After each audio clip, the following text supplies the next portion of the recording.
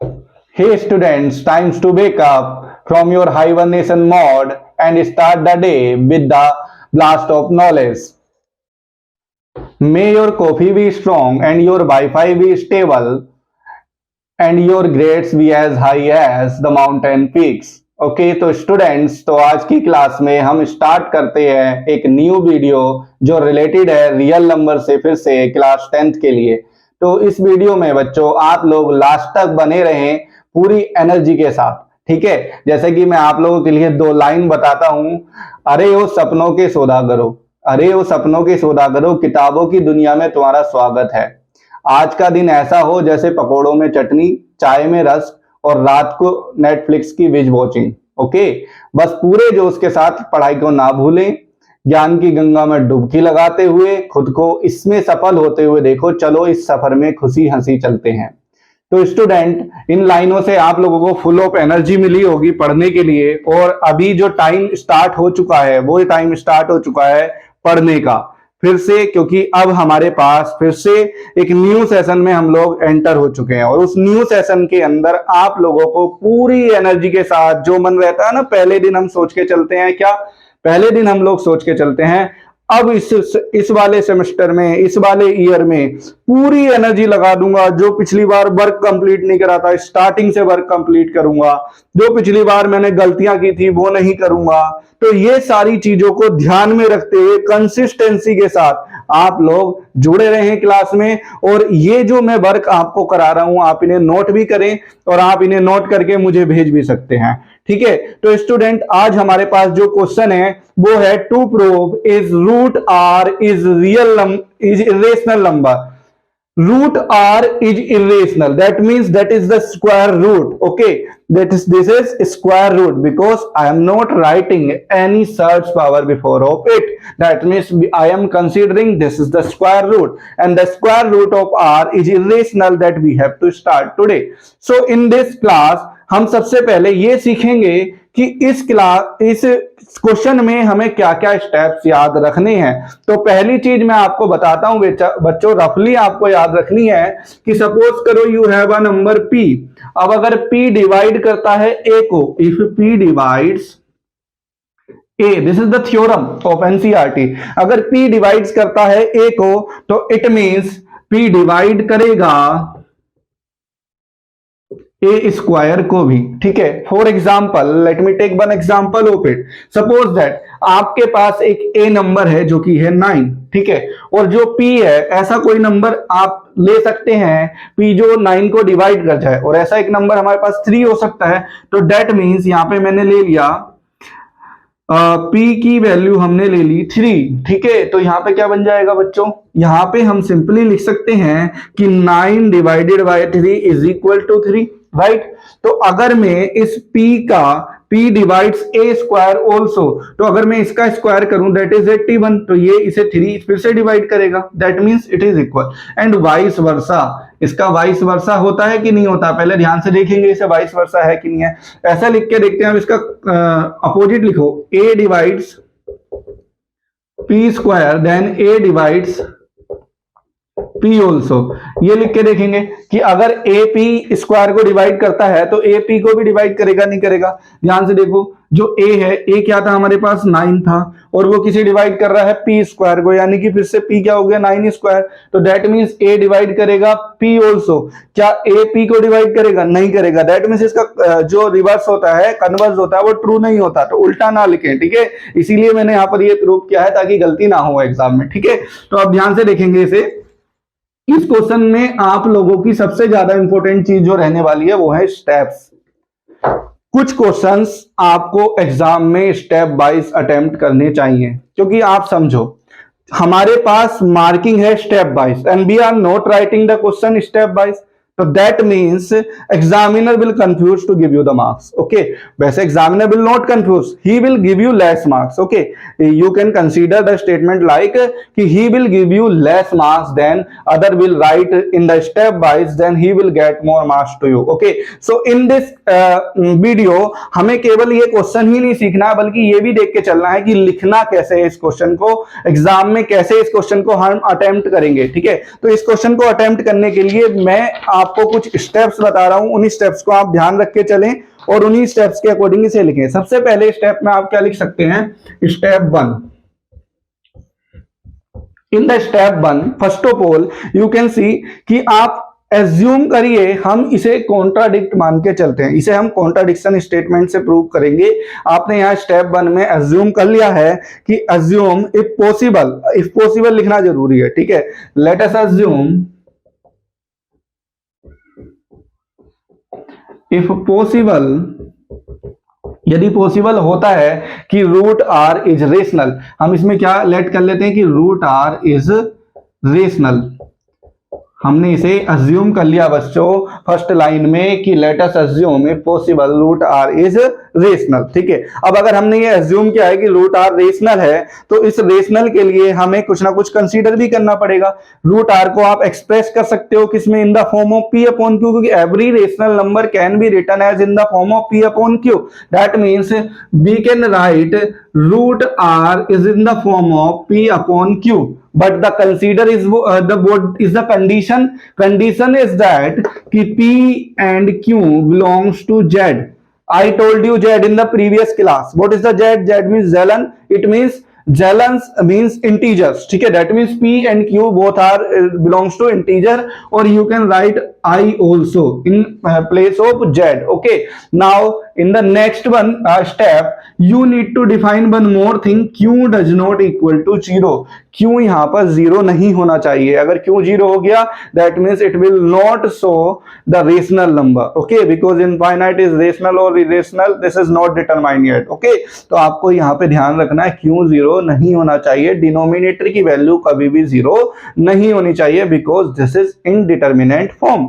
Indeterminate form के लिए आप लोगों को ध्यान रखना है कि कोई भी नंबर डिफाइनेबल नहीं होगा। ओके, उसके आगे अगर हम बात करें बच्चों कि एक चीज आप और ध्यान रखें कि एक लाइन और लिख सकते हो जो और अच्छी लगेगी, ठीक है।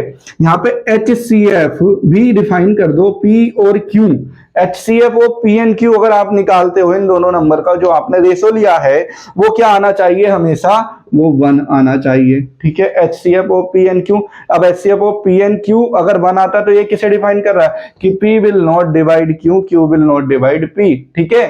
Both are the number which don't have any factor, clear।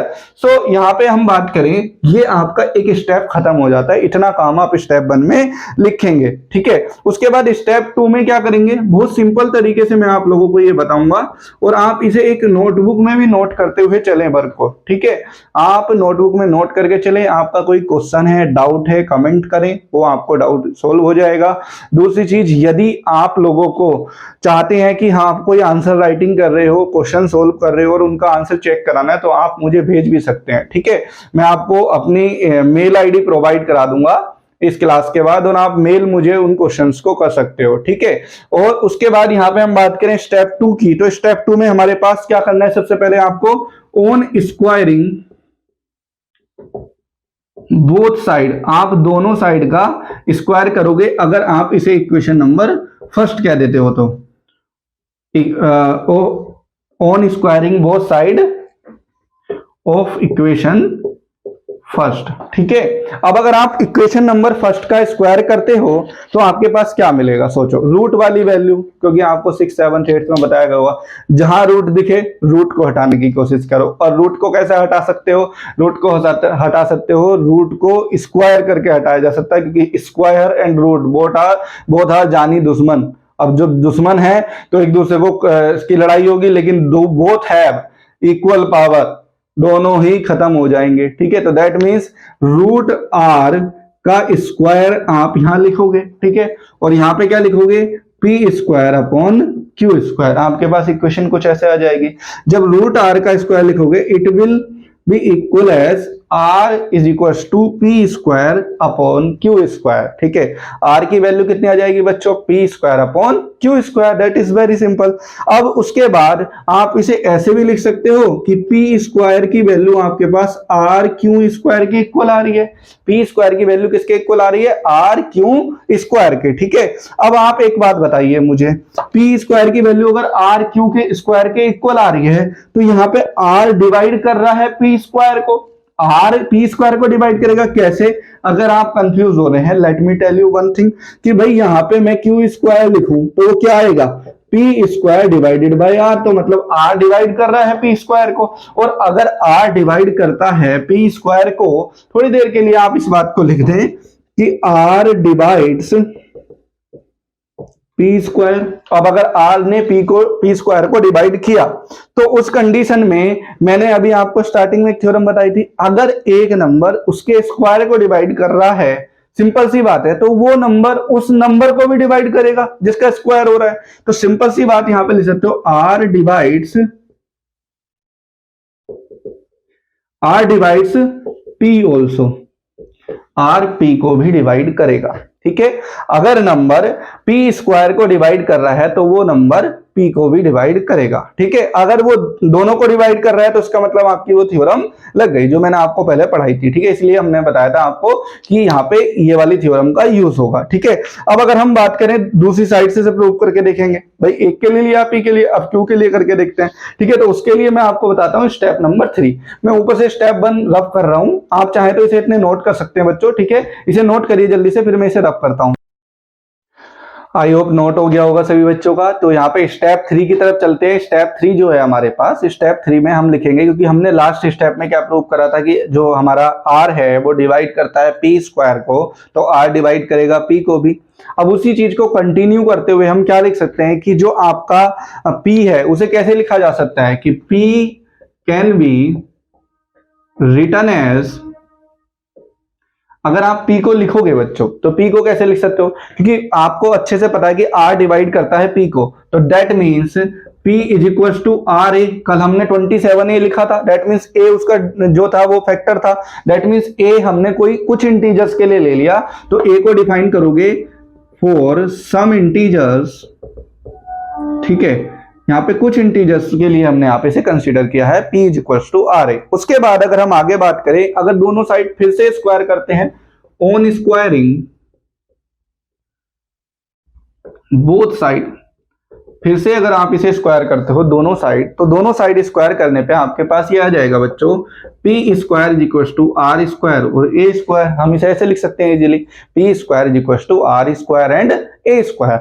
उसके बाद जो हमारे पास आगे कहानी आएगी कि अगर आपके पास पी स्क्वायर की वैल्यू जो है वो आर स्क्वायर और ए स्क्वायर आ रही है, और अगर यहाँ पे हम लास्ट स्टेप में देखें जहां पे आपने क्या लिखा था, वहां पे आपने लिखा था कि जो पी स्क्वायर है उसकी value r square, r p square was r Q square, ये आपने देखा था लास्ट वाले स्टेप्स में। स्टेप 2 में आप जाकर देखेंगे तो पी स्क्वायर की वैल्यू आर क्यू स्क्वायर हमारे पास लास्ट टाइम आ गई थी। तो उस कंडीशन से हम क्या लिख सकते हैं बच्चों कि आर स्क्वायर, ठीक है, A square is equal to R Q square. ठीक है, R square A square is equal to R Q square. अब उस कंडीशन में आप देखो कि जब आपके पास ये वैल्यू बची तो कौन कौन सी वैल्यू कट गई, आर से ए वाला आर कट जाएगा। ठीक है, और यहाँ पे ए तो कटेगा नहीं, अब तो ए आप क्या लिख सकते हो, q square is equal to r of a square. तो आपके पास अपने आप से ही आर ऑफ ए स्क्वायर की वैल्यू मतलब क्यू स्क्वायर की वैल्यू डायरेक्टली आ गई। अब जब यहाँ पे ये वाली वैल्यू आ गई तो जो आपने लास्ट टाइम थ्योरम लगाई थी, लास्ट टाइम थ्योरम क्या लगाई थी कि भाई जब यहाँ पे पी स्क्वायर था, यहाँ आर था, तो that means are divides P square, right, are divides P. जब आर डिवाइड्स पी स्क्वायर कर रहा था तो आर बी को भी डिवाइड करेगा। तो same as here r divides q square, तो अगर क्यू स्क्वायर को डिवाइड कर रहा है then r divides q also. अब देखो थोड़ी सी बात आपको कंफ्यूजिंग लगी होगी, क्या कंफ्यूजिंग है सर, वहां पे आर ने पी को भी डिवाइड कर दिया, यहाँ पे आर ने क्यू को भी डिवाइड कर दिया। जब दोनों ही नंबर डिवाइड हो गए तो एचसीएफ बन कहां से रहा, और जब एचसीएफ बन नहीं रहा तो दूसरी बात यह है कि जब एचसीएफ बन नहीं रहता और दोनों आपस में से डिवाइड कर रहे हैं तो कहीं ना कहीं वो नंबर तो आपका रेशनल हो ही नहीं सकता, और रेशनल नहीं हो सकता तो इसका मतलब क्या है कि वो रेशनल होगा। और हमने क्या माना था, हमने माना था रेशनल, और जब रेशनल नहीं निकला, हमारा जो फैक्ट है वो कॉन्ट्राडिक्ट कर गया, तो उस कंडीशन में हम क्या कहेंगे, यहाँ पे हमारा अजम्पशन रॉन्ग था, हम गलत थे, हमसे गलती हो गई। ठीक है, तो हम यहाँ पे फिर उस गलती को सुधारेंगे लास्ट स्टेटमेंट में जाके, स्टेप 4 में जाके, कि ये हमारा स्टेटमेंट जो है गलत था जो हमने पहले कंसीडर किया था, इसीलिए हमारा रूट आर रेशनल नहीं होता। रूट आर इरेशनल होगा। तो मतलब वही बात को उल्टा मान के हमने सीधा प्रूव किया है, और ऐसी ही चीजें हम रियल मैथमेटिक्स में प्रूव करते हैं। बहुत सारे आपके पास ऐसे थ्योरम्स हैं जो इस वाले मेथड से प्रूव होते हैं, ठीक है। आपको उसका उल्टा लेना है और फिर उसे सीधा प्रूव कर देना, ठीक है। समझ आ गई बात। तो यहाँ पे हमने लिखा here r divides q square, r divides q also. एक स्टेप इसमें छोटा सा और लिखना है हमें, तो स्टेप 4, 4 स्टेप में क्वेश्चन खत्म कर देना। 3 नंबर का क्वेश्चन आता है मैक्सिमम, तो इसलिए 4 स्टेप से ज्यादा इसमें नहीं लगाएंगे, ठीक है। तो यहां पे हम क्या लिखेंगे, therefore R divides both P and Q. हमें अच्छे से पता है therefore are divides p and q both. और अगर ये पी और क्यू दोनों को डिवाइड कर रहा है बच्चे, तो हम क्या करेंगे, r divides p and q both, r is a common factor of p and q. R हमारा कॉमन फैक्टर मिलेगा, hence r is common factor of p and q. R जो होगा हमारा कॉमन फैक्टर होगा पी और q का, और जब वो कॉमन फैक्टर होता है पी एंड क्यू का, तो इसका मतलब पी और क्यू जो होंगे वो को प्राइम होंगे, ना कि प्राइम होंगे, ठीक है। तो पी एंड क्यू आर को primes, hence P and q are को प्राइम्स। और जब दोनों को प्राइम्स नंबर होंगे, तो इस बात से आप ये कह सकते हो r assumption was wrong, hence r assumption was wrong।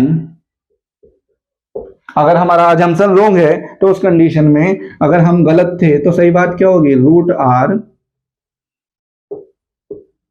Is irrational, root are is irrational, ठीक है। तो ये हमारा क्वेश्चन हो गया कि रूट आर को इरेशनल कैसे प्रूव करेंगे, ठीक है बच्चों। तो इसको आपको बहुत ध्यान से समझना है, नोट करना है, एग्जाम में आने के चांसेस बहुत ज्यादा है, ठीक है। जिनमें स्कूल्स में यूटी वगैरह होते हैं सभी में, तो उनमें ये क्वेश्चन आने के चांसेस 100% है। इस क्वेश्चन को ऐसे ही लिखे आना, फिर बाद में मुझे कमेंट करके बताना कितने नंबर मिले इस क्वेश्चन पे, ठीक है। ओके, तो आगे हम कंटिन्यू करते हैं दूसरे क्वेश्चन की तरफ बच्चों। ओके स्टूडेंट्स, तो चलते हैं दूसरे क्वेश्चन की तरफ, पर उससे पहले एक लाइन आप लोगों के लिए है मैथ्स की, कि जो जिन बच्चों को लगता है कि वो लेजी हैं, तो उनके लिए एक लाइन है। और ऐसा नहीं है कि कोई भी लेजी होता है, बस केवल बुक उठाने की देर है, ठीक है। तो एक लाइन देखते हैं, क्या लाइन है हमारे पास, कि I am not bad at maths, I am just more into real life problem. I am not bad at maths, I am just more into real life problem. Solving like calculating, what calculating, like calculating how much pizza I can eat। Okay, so maths में lazy होने का मतलब तो नहीं है, ठीक है। आप लोगों को लेजीनेस आ रही है, तो ऐसा मानिए मैथ्स की चल रही है मूवी, और मूवी में इंपॉर्टेंट क्या है, मूवी में इंपॉर्टेंट है पॉपकॉर्न। लेके बैठो पॉपकॉर्न का टब, पॉपकॉर्न का टब लो, वीडियो देखो, क्लास कंप्लीट कर दो। जितनी ज्यादा क्लास कंप्लीट कर दोगे, उतना ज्यादा आपका कोर्स अपने आप ही वाइडली कवर हो जाएगा, ठीक है। तो डरना नहीं है, बिल्कुल मस्ती से पढ़ाई करेंगे और मस्ती से करते हुए जाएंगे, ठीक है। और लास्ट वीडियो में थोड़ा सा वीडियो में क्या था, दिखने में थोड़ी सी प्रॉब्लम थी, उसे आप जूम करके देख लीजिए। एंड टुडे मैंने ये प्रॉब्लम सॉर्ट आउट कर दी है, आपको आई थिंक क्लियरली विजिबल होगा क्लास में कि जो भी लिखा हुआ है, ठीक है।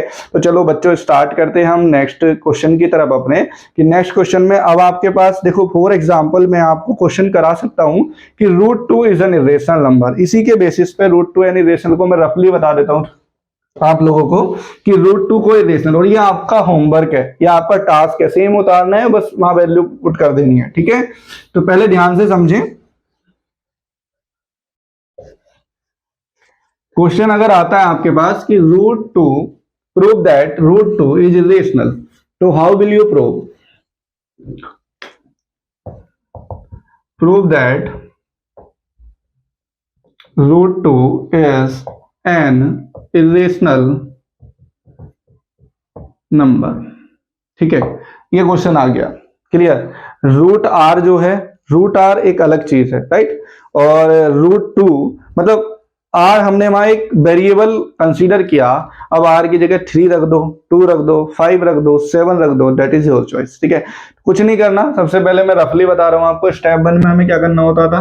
स्टेप 1 में आपने अच्छे से समझा कि रूट 2 को डिफाइन कर दो, पहले तो लेट कर लो कि रूट 2 जो है वो एक रेशनल नंबर है। मैं हिंट दे रहा हूं आप लोगों को, ये फेयर नहीं है, ठीक है, हिंट दे रहा हूं कैसे करना है। √2 रेशनल है, ये लेट कर लिया, √2 को P अपॉन Q कह दो थोड़ी देर के लिए। जब उसे P अपॉन Q कह दोगे, P एंड Q कहां बिलोंग कर जाएंगे, Z में। जब बिलोंग करेंगे तो HCF क्या होना चाहिए, इनका P और Q का 1 होना चाहिए।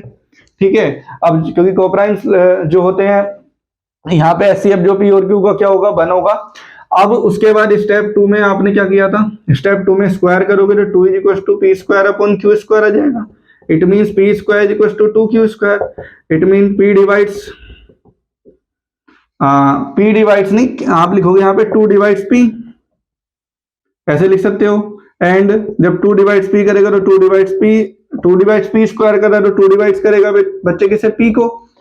2 अगर P को भी डिवाइड कर रहा है तो उस कंडीशन में आप क्या करोगे, फिर से लेट करोगे दूसरे कंडीशन के सॉल्यूशन में। ठीक है, जब फिर से लेट करोगे आपके पास एक इक्वेशन ये आ जाएगी, फर्स्ट इक्वेशन। स्टेप 2 में आप जाओगे, जब स्टेप 2 में कैसे करोगे, इसे अभी बताया था मैंने आप लोगों को कि स्टेप 2 में आप लोगों को दूसरे वाले क्वेश्चंस को कंसीडर करना होता है यहीं से, क्योंकि आपने लिखा, क्योंकि जब टू डिवाइड्स करेगा P को, तो इसे क्या लिख सकते हो, आप लिख सकते हो कि P = 2 ऑफ, मैं कह रहा हूं यहाँ पे A कह दो थोड़ी देर के लिए, 2 ऑफ A। ठीक है, जब P 2 ऑफ A हो जाएगा, स्क्वायर करोगे तो P ये आ जाएगा 4A स्क्वायर। जब ये 4A स्क्वायर आ जाएगा तो आप फिर से क्या डिफाइन करोगे, 4 डिवाइड्स करेगा। ठीक है, किसे, P को, ऐसे कह सकते हो थोड़ी देर के लिए। जब 4 डिवाइड्स करेगा यहाँ पे P को, या फिर आप P स्क्वायर यहाँ पे 4A स्क्वायर कह रहे हो। ठीक है, उसी के अकॉर्डिंग चलते हैं। और P स्क्वायर 2Q स्क्वायर कह रहे हो, दोनों स्टेटमेंट से क्या होगा कि 2Q स्क्वायर = 4A स्क्वायर। आपका ये 2 टाइम कट गया, इट मीन्स Q स्क्वायर की वैल्यू कितनी आ जाएगी, 2 ऑफ A स्क्वायर, यानी 2 डिवाइड्स करेगा Q स्क्वायर को भी। ठीक है, इधर लिख देता हूं कि जो आपका 2 है वो डिवाइड्स करेगा Q स्क्वायर को भी। तो जब Q को कर रहा है तो 2 डिवाइड्स करेगा Q को भी, और जब Q डिवाइड्स कर रहा है Q को, तो इस कंडीशन में आप क्या कह सकते हो कि भाई P और Q दोनों डिवाइड हो गए। वो जब डिवाइड हो गए तो ये क्या हो गए, कोप्राइम हो गए। कोप्राइम होने पे ये नंबर कैसे हो जाएंगे, ये आपका रेशनल हो जाएगा, और सॉरी रेशनल नहीं होगा। ठीक है, रेशनल नहीं होगा तो कैसा नंबर होगा, इरेशनल नंबर होगा। ठीक है, तो ऐसे कुछ क्वेश्चंस को करना है, मतलब आपके लिए हलवा हो गया क्वेश्चन अभी है। उस वाले फॉर्मूला जो हमने फॉर्मूला बेस्ड से क्वेश्चन करने की कोशिश करी, पूरा डेरिवेशन, उसे हलवा हो गया। अब यहाँ पे इसके सेकंड टाइप के क्वेश्चंस में कुछ लगेगा कि भाई हलवे के अंदर थोड़ा सा डिफिकल्ट जो है, हलवा क्यों कह रहा हूँ, हलवा चबाना भी नहीं पड़ता, मतलब बहुत आसानी से उसे आप इजीली ईट कर सकते हो। तो अब उसमें हल्का सा बादाम आ गया है, वो क्वेश्चन देखेंगे कैसा है, तो वो देखते हैं यहाँ पर।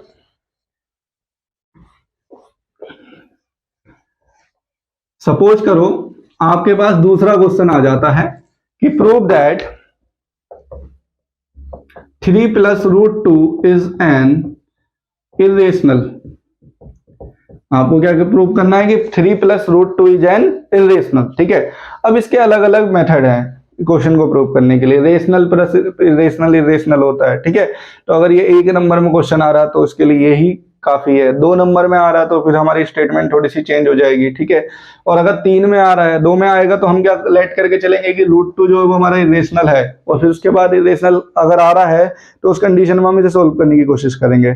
और अगर ये 3 नंबर में आ जाता तो कैसे करना है वो मैं आपको बता देता हूँ।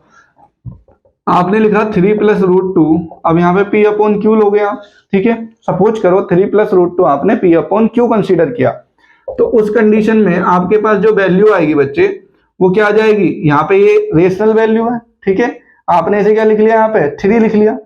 अब इस 3 में से आपने ये P अपॉन Q जो दूसरा वाला रेशनल है उसे माइनस करने की कोशिश करी, तो इधर क्या आ जाएगा आपका, माइनस का √2 आ जाएगा, माइनस में आ गया इसलिए। अब आप ध्यान से देखो, ये आपका हो जाएगा 3Q - P upon Q = minus का √2। माइनस इधर अच्छा नहीं लग रहा, इधर भेज दो, तो ये हो जाएगा P - 3Q अपॉन Q = √2। अब बच्चों ध्यान से सुनो, √2 को अब यहाँ पे आपने इरेशनल पहले प्रूव करना है। अगर यहाँ लिख रहे हो ना, सिंस √2 इज एन इरेशनल, तो कैसे करोगे, फिर से वही वाला प्रीवियस क्वेश्चन स्टार्ट कर दोगे यहाँ पे √2 में, 3 नंबर में आ रहा तो। और करने के बाद यहाँ पे करोगे कि इधर की RHS side we get RHS as, क्योंकि यहाँ पे जब करोगे तो ये इरेशनल बन जाएगा, एज इरेशनल। क्लियर, इरेशनल कर रहा है। और दूसरी बात, in LHS we have rational. According to statement, जो हमने स्टेटमेंट मानी थी। तो ये वाला आपका रेशनल हो गया, वो इरेशनल था। तो उस कंडीशन में आप क्या कह सकते हो, उस कंडीशन में बच्चे आप इसे सिंपली ये कह सकते हो कि सर ये जो क्वेश्चन है यहाँ पे रेशनल है, इधर रेशनल है, तो ये हमारे फैक्ट को कॉन्ट्राडिक्ट करता है, मैथमेटिकल फैक्ट को कॉन्ट्राडिक्ट करता है कि दोनों साइड एक जैसी क्वांटिटी होनी चाहिए। क्लियर। तो उस कंडीशन में आपका ये जो नंबर है वो क्या होगा, ये वाला नंबर भी इरेशनल हो जाएगा, इधर वाला भी। अगर ये वाला भी इरेशनल हो गया तो इरेशनल होने की वजह से आपका 3 + √2 भी इरेशनल हो जाएगा। ठीक है। तो इसके कुछ क्वेश्चंस ऐसे ही हैं और जितने भी क्वेश्चंस हैं इसी टाइप से आपके हो जाएंगे। ऐसे ही इसके 2-3 क्वेश्चन हो रहे हैं, मैं आपको एज अ होमवर्क वो दे देता हूं और आप लोग मुझे उसका सॉल्यूशन भेजेंगे। 2 से 3 क्वेश्चन हम यहाँ पे देखेंगे होमवर्क के लिए। बच्चों ये 4 क्वेश्चन है, इन 4 क्वेश्चन से आपको, अगर ये आपने 4 क्वेश्चन कर लिए तो आपके पास पेपर में कोई सा भी क्वेश्चन आए आप उसे अटेम्प्ट कर दोगे। अगर आप क्लास को समझोगे पहले, उसके बाद ये 4 क्वेश्चन करके देख लोगे तो पेपर में कोई भी क्वेश्चन आपके सामने दिखता है आप उसे आसानी से अटेम्प्ट कर दोगे। अब इसमें देखो लॉजिक समझो, मैंने इसे क्वेश्चन को कैसे डिजाइन किया है, इन क्वेश्चन को कैसे लिखा है कि अगर आपने एक क्वेश्चन किया, all the question are interrelated to each other. Okay, जैसे कि यहाँ पे prove that √5 is an irrational, वही √r इज इरेशनल हमने प्रूव किया था, वहां पे 5 रख देना, वैल्यू का आंसर आ जाएगा आसानी से।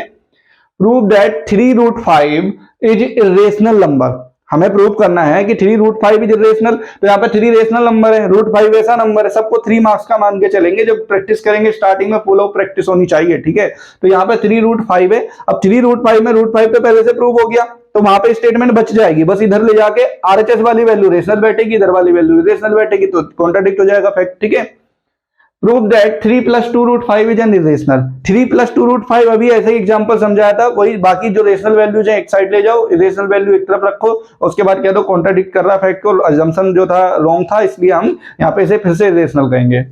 Prove that 3 - √5 is irrational, same question है। तो ये सारे क्वेश्चंस अगर आप कर लेते हो तो आपकी एक एनसीईआरटी की पूरी एक्सरसाइज कवर हो जाती है। दूसरी बात, आप किसी भी क्वेश्चंस को अटेम्प्ट करके देख लेना, सेम मेथड रहेगा, सेम स्टेप्स रहेंगे। सबसे ज्यादा इंपॉर्टेंट इसमें आपके लिए है √r इज इरेशनल।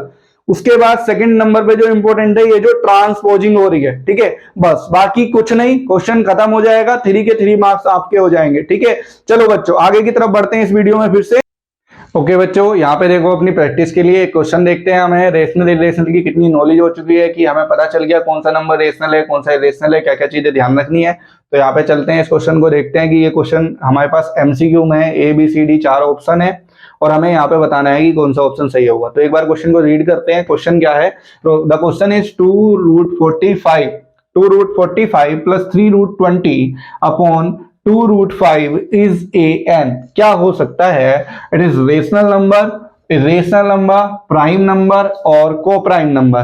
तो how will be identify is it rational irrational? जल्दी कोई ना करे देख के कि भाई यहाँ पे रूट है, रूट होने के बाद ये ऐसे होगा ये वैसा होगा। तो जल्दी से कमेंट करिए सभी बच्चों कि इसका क्या आंसर होगा। ठीक है, जल्दी से कमेंट करके आप लोग मुझे बताएंगे कि इसका आंसर क्या है। देखता हूं कितने लोगों की कमेंट इसमें आ रही है हमारे पास। ठीक है, कि इस वाले क्वेश्चन का आंसर क्या। और ये एक क्वेश्चन आपके लिए एक प्रूफ भी होगा कि आप वीडियो को यहां तक देख के आए हो। ठीक है, वीडियो में स्किप कुछ नहीं करना आपको बच्चों, स्किप करोगे तो नहीं सीख पाओगे, ये सच है। आप लोगों को वीडियो को लास्ट तक देखना है।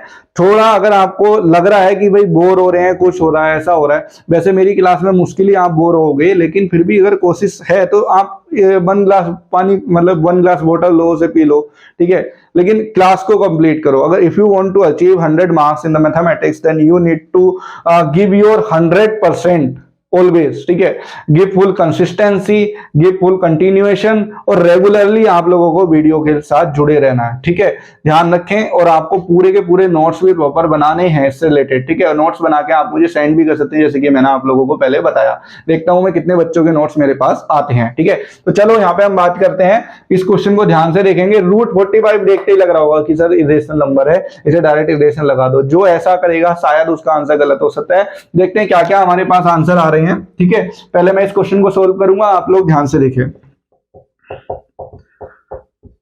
सबसे पहले आप √45 जो है वो ब्रेकेबल इरेशनल नंबर है। ठीक है, ब्रेकेबल इरेशनल मतलब इसके फैक्टर्स में से तोड़ा जा सकता है।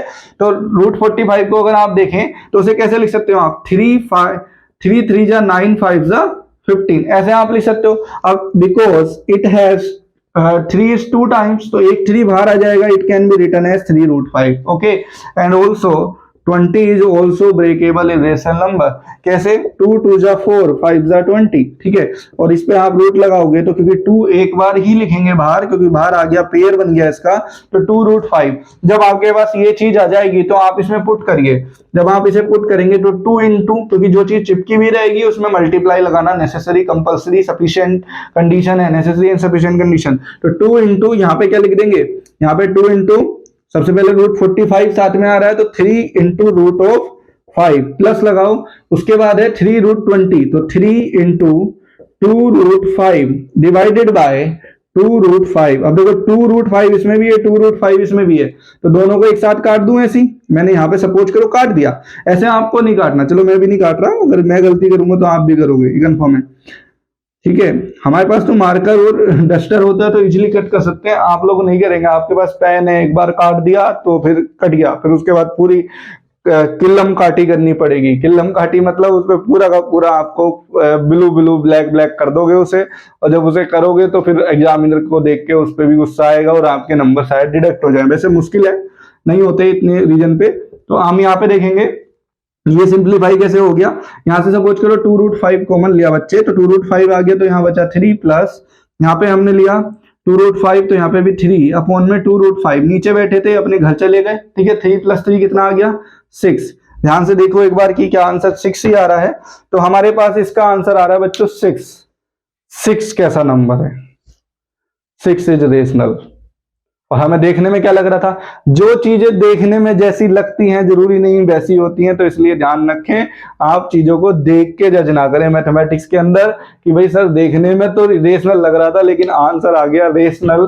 और हमें इसीलिए हमेशा विश्वास करना है एमसीक्यू को भी सोल्व करके. ठीक है बच्चों, तो अभी आगे का इसमें हम कंटिन्यू रखते हैं क्लास को, और ये क्लास आपकी रहेगी रियल नंबर की, और इससे आगे जितनी भी मिसलीनियस प्रॉब्लम रह गई है इस चैप्टर से रिलेटेड वो हम कंप्लीट करेंगे. ठीक है, जो हमारे पास क्लास आएगी, नेक्स्ट क्लास आएगी, उसमें मिसलीनियस प्रॉब्लम, जैसे कि उसमें मेन टॉपिक मेरे पास रहेगा वर्ड प्रॉब्लम. ठीक है, दूसरा जो टॉपिक रहने वाला है बच्चे वो रहेगा हमारे पास सबसे ज्यादा इंपॉर्टेंट जो है इसके अंदर, how to find the HCF and LCM of the fraction.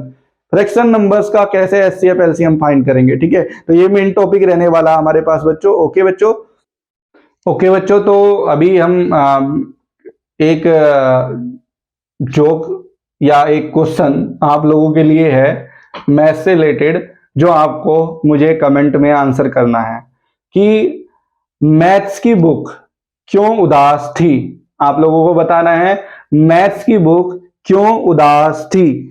ठीक है, हमें क्या बताना है बच्चों इसमें कि why was the maths book sad. हमारी मैथ्स की बुक क्यों उदास थी. अब आपको फाइंड करना है कि मैथ की बुक उदास क्यों होती है, और कमेंट में मुझे आंसर करना है सभी बच्चों को. ठीक है, तो मस्ती करते रहिए, पढ़ते रहिए और वेट करिए नेक्स्ट वीडियो का, जो कि आपके पास जल्दी ही आपको मिलेगी. ठीक है, और उसमें हम कंप्लीट कर देंगे इस वाले चैप्टर को फुल्ली, और आपका 4 वीडियो में आपका मैथ्स का फुल्ली चैप्टर कवर हो जाएगा विद असाइनमेंट. ठीक है, I have given you assignment today and you can send me the answer on my mail ID that is written on the video screen. Okay, thank you class, bye bye, ध्यान रखें, take care.